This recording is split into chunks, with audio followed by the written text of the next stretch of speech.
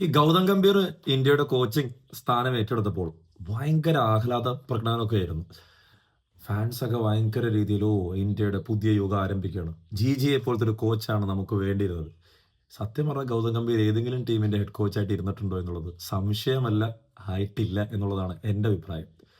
ഇപ്പോൾ വലിയ വേദികളാണ് നമ്മൾ എപ്പോഴും എടുത്ത് നോക്കുന്നത്. ഈ വലിയ വേദികൾ എടുത്ത് നോക്കിയാൽ ഗൗതം ഗംഭീർ ലക്നൗ സൂപ്പർ ജയൻസിന്റെ മെന്ററായിരുന്നു. മെന്റർഷിപ്പും ഹെഡ് കോച്ചും തമ്മിൽ ഒരുപാട് വ്യത്യാസമുണ്ട്.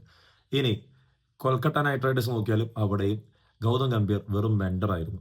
എന്തുകൊണ്ട് LSG ഈ 2 കൊല്ലം ഗൗതം ഗംഭീറിന് കപ്പടിപ്പിക്കാൻ പറ്റിയില്ല? ടീം മോശമായതുകൊണ്ടാണോ? അല്ല, one of the best side തന്നെയായിരുന്നു LSG.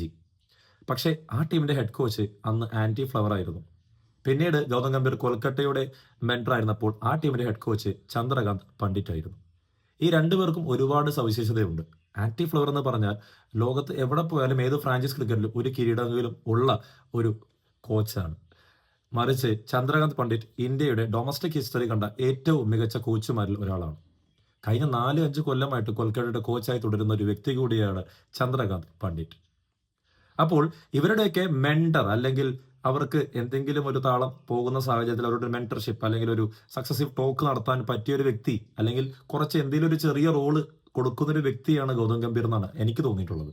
കാരണം അമ്പേ പരാജയം എന്ന് പറഞ്ഞാൽ അമ്പേ പരാജയം. നിങ്ങൾ ജസ്റ്റ് ഇന്ത്യയുടെ വൈറ്റ് ബോൾ ക്രിക്കറ്റ് മാറ്റി വെച്ചിട്ട് ടെസ്റ്റ് ക്രിക്കറ്റിലോട്ട് എടുത്ത് നോക്കിയോ.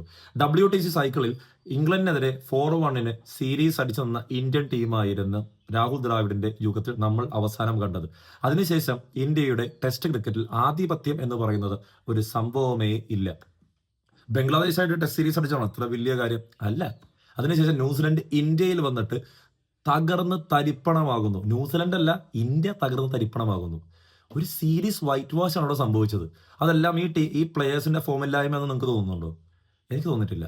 അവിടെ കൃത്യമായിട്ട് പറഞ്ഞാൽ സ്ട്രാറ്റജിയും ഇന്ത്യയുടെ രീതികളും കാര്യങ്ങളും എല്ലാം മാറി. രാഹുൽ ദ്രാവിഡിൽ നിന്നും ഗൗതം ഗംഭീറിലോട്ട് ട്രാൻസ്ഫർ ആയപ്പോൾ ഗൗതം ഗംഭീറിന് ടെസ്റ്റ് ക്രിക്കറ്റിലുള്ള പരിചയ സമ്പത്ത് കുറവ് ഇന്ത്യക്ക് ഏറെ രീതിയിൽ നാശം വിതച്ചു എന്ന് തന്നെ വേണം പറയുക.